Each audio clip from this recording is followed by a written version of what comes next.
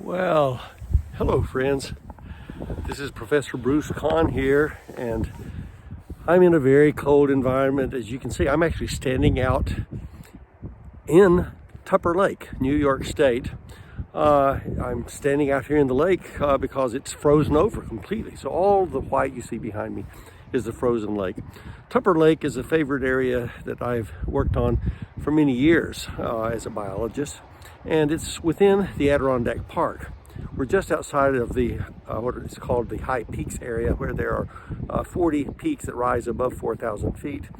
And it's a little lower here in Tupper Lake, but it's all part of the Adirondack Park. The Adirondack Park is a biologist's paradise, and it's the largest public park actually in the United States, operated by the state of New York, but it's over 6 million acres of land, and that includes at least 110 waterfalls with names, 3,000 lakes with names.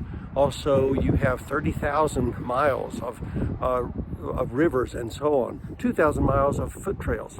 You have everything from villages and towns through the park in islands of humanity, but most of the park is wild zone, wilderness that can go for miles and miles with nothing but foot trails.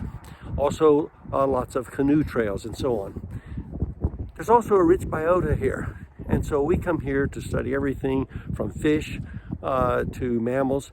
We actually, in fact, study, as most of you know that follow me regularly, I study freshwater mollusks a lot and various types of insects, including the mosquitoes. All of those are here right now, most of them in some sort of hibernation or dormancy from the cold weather. But many things are actually still very active. In fact, we study what is called subnivean life here. Nivean is a reference to the snow, and there are many creatures that remain very active underneath the snow, even in cold conditions.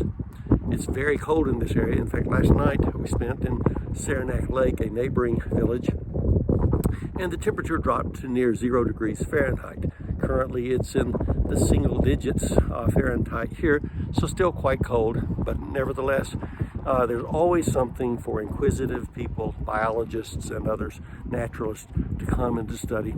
So I'm going to get out here. You can see around me that it's quite an extensive lake here, but we're going to get out into the forest and other places now and continue to study the life here.